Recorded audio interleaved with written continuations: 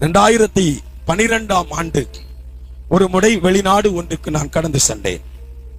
2012 ரணில் என்று சொல்லுகிற ஒரு தேவனுடைய ஊழியக்காரர் 3 நாட்கள் என்னை பயன்படுத்தினார். பகல் நேரத்தில் அவர் சொன்னார், என் மனதில் ஒன்று தோன்றுகிறது. ஒரு தோட்டத்திலே ஒரு வாலிப சகோதரன் தனிமையாக படுத்திருக்கிறார். அவனை யாருமே பார்க்க வரமாட்டார்கள். நல்ல வசதி படைத்த ஒரு குடும்பத்தில் உள்ள 3 பிள்ளைகள், அதில் இளையவன் ஒரு கொடிய வியாதியினால் பாதிக்கப்பட்டு இப்பொழுது அவன் மரித்து போவான் என்று சொல்லி அவர்களுடைய தோட்டத்தில் ஒரு இடத்திலே ஒதுக்கி வைத்திருக்கிறார்கள். நாம் சென்று தூர நின்று ஜெபித்து கடந்து வரலாமே என்று சொன்னார். வெளிநாடுகளிலே ஒரு முறை உண்டு. நாம் சென்றால் எத்தனை நாட்கள் அவர்களோடு இருக்கிறோமோ அத்தனை நாட்களும் அவர்கள் சொல்லுகிற, அவர்கள் அழைத்து செல்லுகிற இடங்களுக்கு தான் போக வேண்டும். அல்லேலூயா.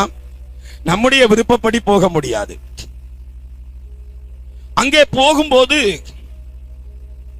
மரித்து ஒரு 10 நாட்களான ஒரு பிணம் எப்படி நாறுமோ அவ்வளவு நாற்றம் தூரத்தில் இருந்து. அந்த சகோதரனிடத்தில் நெருங்கி அவன் அருகில் போகும்போது அவன் எங்களை பார்த்தான். எங்களை பார்த்து கேட்டான், நல்ல வஸ்திரங்கள் தரித்திருக்கிறீர்கள், என்னை தேடி யாரும் வரவில்லை, ஏன் நீங்கள் வந்திருக்கிறீர்கள், எதற்காக வந்திருக்கிறீர்கள் என்று கேட்டான். என் அன்பு தேவனுடைய பிள்ளைகளை, என்னோடு வந்த ரணில் சொன்னார், நாம் அருகில் சென்று ஜெபிக்க கூடாது, இது ஒரு தொற்று வியாதி, இது ஒரு பயங்கரமான ஒரு வியாதி. அவனுடைய உறவினர்கள் எல்லாரும் ஒதுக்கி அவனுடைய மரணத்துக்காக அவர்கள் பார்த்து கொண்டிருக்கிறார்கள். நான் சொன்னேன், ஆண்டவர் என்னை அழுகின நிலைமையில் தான் என்னை எடுத்தார், அழுகின சூழ்நிலையில் தான் எனக்கு உயிர் கொடுத்தார். ஆதலால் இவனுக்காக நான் ஜெபிப்பேன் என்று சொல்லி அவன் தலையில் கரத்தை வைத்து அவனுக்காக ஜெபித்தேன். அன்பான தேவனுடைய பிள்ளைகளே, அந்த மரணத்தை நோக்கி கொண்டிருந்த சகோதரன் அவன் சொன்னான், நீங்கள் எனக்காக ஜெபிக்கிறீர்களே, இவர் யார்?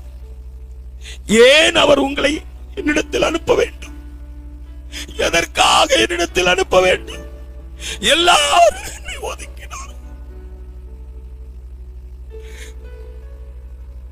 அவர் எல்லாரையும் நேசிப்பாரா? ஒதுக்கப்பட்ட என்னை நேசிப்பார்.